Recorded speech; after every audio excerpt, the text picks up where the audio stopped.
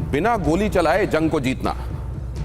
असल में गाल के करीब थप्पड़ को इतने करीब ले जाओ और इतने वेग से ले जाओ कि सामने वाले की दहशत, जिसको थप्पड़ लगने वाला है, अपने चरम तक पहुंचे और उससे वो करवा लो जो तुम चाहते हो। क्या यही होने वाला है? क्या यही दिखाई दे रहा है? जिस तरह का डिप्लॉयमेंट यहां, ये अप्रत्याशित, अभूतपूर्व, बल्कि 2003 में कहा जाता है कि इस तरह का डिप्लॉयमेंट हुआ था मिडिल ईस्ट में, और कई लोग कहते हैं कि उससे ही बड़ा डिप्लॉयमेंट है जो अमेरिका कर रहा है इस समय मिडिल ईस्ट में। तो क्या ये उसी तरह का प्रेशर बनाने की कोशिश है ईरान के ऊपर, ताकि उससे वो सब कराया जा सके जो अमेरिका चाहता है? या इस बार वाकई ये दिखाने वाला थप्पड़ नहीं है, थप्पड़ पड़ने वाला है और इसीलिए इतना बड़ा डिप्लॉयमेंट होने वाला है? शनिवार को ये हमला शुरू हो जाएगा क्या?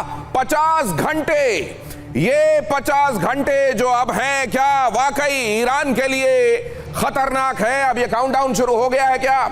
और ये केवल एक सीमित स्ट्राइक होगी, या जिस तरह का डिप्लॉयमेंट है वो ये बताता है कि ये बहुत व्यापक लड़ाई होने वाली है, बहुत दिनों तक खिंचने वाली। अब ये 12 दिनों वाली जंग नहीं होगी, अब ये महीनों वाली जंग होगी क्या? इतना बड़ा मिलिट्री का जमावड़ा क्या दिखाता है? एयरफोर्स का ऐसा जमावड़ा, नौसेना का ऐसा जमावड़ा, ये बताता है कि कुछ होने वाला है। लेकिन क्या वो 50 घंटे के भीतर होगा? आज हम गुरुवार में हैं, क्या शनिवार को ये शुरू हो जाएगा? और शुरू हो जाएगा तो कितना लंबा चलेगा?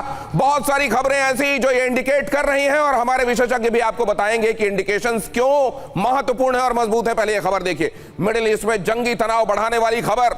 ईरान पर हमले का काउंटडाउन शुरू। शनिवार को ईरान पर कर सकता है यूनाइटेड स्टेट्स हमला। 50 घंटे बाद अमेरिकी हमले की आशंका। अमेरिकी मीडिया सीबीएस न्यूज के हवाले से खबर, और सिर्फ सीबीएस ने नहीं कहा है, यह बात सीएनएन ने भी कही है, यह बात सीबीएस ने भी कही है। पेंटागन के एक पूर्व अधिकारी ने भी कहा है कि 90% अब प्रोबेबिलिटी इस बात की है कि शनिवार को यह हमला हो सकता है। ऐसे में क्या ये ईरान के ऊपर दबाव बनाने के लिए किया जा रहा है? क्योंकि जाहिर है डोनाल्ड ट्रंप कभी भी, उनके लिए यह स्थिति ज्यादा माकूल होगी कि दुश्मन उतना ज्यादा सतर्क ना हो और वो हमला करने। और दूसरा ये कि पहले इंडिकेट करो ताकि वर्ल्ड ओवर ये मैसेज जाए कि हमने बताया था, हमने कहा था, हमने बोला था, हम घेर रहे थे, लेकिन हमने अभी तक हमला नहीं किया था, हमने कहा था हमारी शर्तें मान लो, लेकिन उसके बावजूद ईरान ने वैसा नहीं किया, इसलिए हमने हमला किया। इसको कैसे देखा जाना चाहिए, हमारे विशेषज्ञ आगे आपको बताएंगे। फिलहाल खबर का एक और पहलू देखिए। दुनिया भर के अखबारों में बड़ा दावा किया जा रहा है, दुनिया भर के अखबार इस खबर से पटे पड़े हैं। ट्रंप ने सलाहकारों और पेंटागन से हालात का पूरा ब्यौरा लिया है। पेंटागन ने ट्रंप को हालात की जानकारी दी है। शनिवार तक हमले के लिए हम तैयार हैं। आर्मी की तरफ से, कमांडर इन चीफ की तरफ से यह बात कही गई है डोनाल्ड ट्रंप को कि शनिवार तक हम हमले के लिए पूरी तरह से तैयार होंगे। तो क्या पूरी तैयारी नहीं है, इस बात का इंतजार है? या शनिवार अक्सर यह देखा गया है कि वो वीकेंड होता है जब अमेरिका इस तरह के किसी ऑपरेशन को अंजाम देता है? कैसे देता है, कब इस बात के इंडिकेशंस मिले हैं, आगे मैं आपको आड़ी में आज ये भी दिखाऊंगा कि जब बड़े ऑपरेशंस हुए क्यों वीकेंड चुना गया। क्या इस बार का ये सप्ताहांत भी ईरान के लिए खतरनाक होने वाला है? बहुत सारी कहानियों का अंत करने वाला है ये सप्ताहांत। नहीं, क्या कहानियों का अंत होने वाला है बहुत सारी, ये भी हम समझेंगे। लेकिन ईरान पर पेंटागन का सेना को आदेश, शनिवार तक सेना को तैयार रहने के लिए कहा गया। पेंटागन ने राष्ट्रपति को बताया हम पूरी तरह तैयार हो जाएंगे। कमांडर इन चीफ ने भी कहा कि हम सैटरडे तक पूरी तरह तैयार होंगे, और उधर अपनी सेनाओं को भी यह कह दिया गया है कि हमने इस बारे में राष्ट्रपति को बता दिया है, लिहाजा कहीं कोई कोताही ना हो और हम पूरी तरह से वॉर रेडी रहें। शनिवार तक किसी भी वक्त हमले के लिए तैयार रहने के आदेश। सैटरडे आते ही किसी भी वक्त डोनाल्ड ट्रंप अगर ये कहते हैं कि हमला हो जाए तो उसको एग्जीक्यूट करने के लिए हमको पूरी तरह तैयार रहना है, यह कहा गया है अपनी सेना से। ईरानी घेराबंदी उधर और तेज होने लगी है। ईरानी घेराबंदी और तेज करने के निर्देश इधर दिए जा रहे हैं कि घेराबंदी और बढ़ा दो, ये दबाव और बढ़ाओ। और उधर राष्ट्रपति को यह कह दिया गया है कि घेराबंदी तेज है, लेकिन पूरी तरह से अटैक करने वाली हालत में हम शनिवार तक आ जाएंगे। इसी खबर का एक और पहलू, अब ये ध्यान दीजिए, मिडिल ईस्ट जहां दुनिया भर की जरूरतों की एनर्जी, मतलब तेल और गैस का सप्लाई जहां से होता है, पूरी दुनिया में 20% तेल और एनर्जी जहां से निकलती है वो हॉर्मुज स्ट्रेट, उसके करीब ईरान, उसका एक हिस्सा फारस की खाड़ी, दूसरा ओमान की खाड़ी, और इन दोनों को जोड़ने वाला 33 किलोमीटर लंबा वो रास्ता जिसमें ज्यादातर जगहों पर ईरान का दबदबा क्या होने वाला है आगे और पूरी दुनिया पर क्या असर पड़ेगा वो जानने से पहले अगली खबर भी देखिए। इस समय ईरान के लिए इंडिकेशंस लगता है आसमान से भी ठीक नहीं। देखिए जरा, ईरान में 5.5 तीव्रता का भूकंप कांपा दक्षिणी इलाका। ये भूकंप ही था या कोई न्यूक्लियर एक्टिविटी थी? इस समय जैसे ही भूकंप किसी ऐसी जगह पर आता है जहां पहले से ही ये शक होता है कि क्या यहां न्यूक्लियर बॉम्ब तैयार किए जा रहे हैं और क्या उनका परीक्षण हो रहा है, उन जगहों पर जब भी भूकंप आता है तो एक्सपर्ट्स ये समझने की कोशिश करते हैं ये सिस्मिक एक्टिविटी है या असल में ये सिस्मिक एक्टिविटी बनी है क्योंकि वहां पर एक एक्सप्लोजन किया गया है। होर्मुज स्ट्रेट से करीब 100 मील दूर मोहर के पास ये झटके महसूस किए गए हैं। होर्मुज में ईरान के मिसाइल टेस्ट के बीच ये भूकंप आया है। जर्मनी के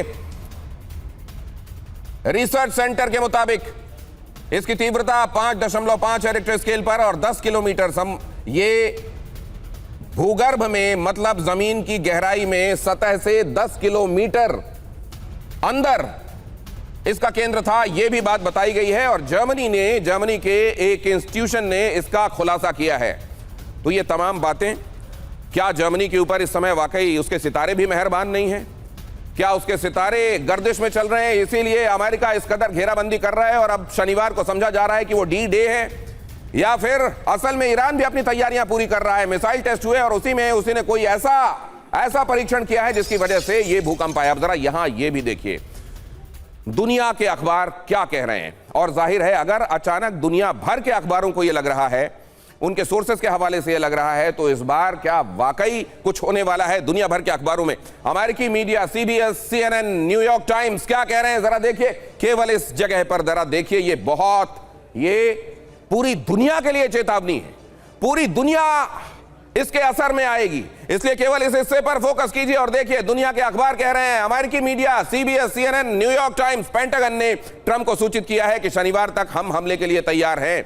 और अगर ऐसा है तो क्या ट्रंप शनिवार को यह कह देंगे गो अहेड, सेना तैयार है? लेकिन राष्ट्रपति ट्रंप ने अभी तक हमले की मंजूरी नहीं दी है। बहुत सारे लोग यह भी कह रहे हैं कि ट्रंप अभी इस फेवर में अभी तक नहीं है कि हमला किया जाए, लेकिन अब हमले के लिए जब उनकी पूरी तैयारी हो गई है तो क्या इधर बात बन नहीं रही है? आपने देखा मंगलवार को 17 तारीख को इसी महीने की जो बातचीत अप्रत्यक्ष रूप से अमेरिका और ईरान के बीच में हो रही थी उसमें यह कहा गया कि गाइडिंग प्रिंसिपल्स तो बात बनी है, लेकिन मिसाइल को लेकर ईरान ने कह दिया नो, इसमें हम कुछ नहीं सुनेंगे, यही हमारी ताकत है। उसने यह भी कह दिया प्रॉक्सीज को लेकर हम कोई बात नहीं मान सकते, आप एनरिचमेंट को लेकर कोई बात कह रहे हैं तो हम इसको सुनने के लिए तैयार है, लेकिन उसके बियॉन्ड अगर आप मिसाइल तक जा रहे हैं और प्रॉक्सीज पर हमस को लेकर हिजबुल्लाह को लेकर कुछ कह रहे हैं हम नहीं सुनेंगे, तो क्या बात नहीं बनेगी और आखिरकार यह स्थिति बनेगी? कुछ रिपोर्ट्स में दावा है इसी शनिवार को ईरान पर हमला करने वाला है अमेरिका।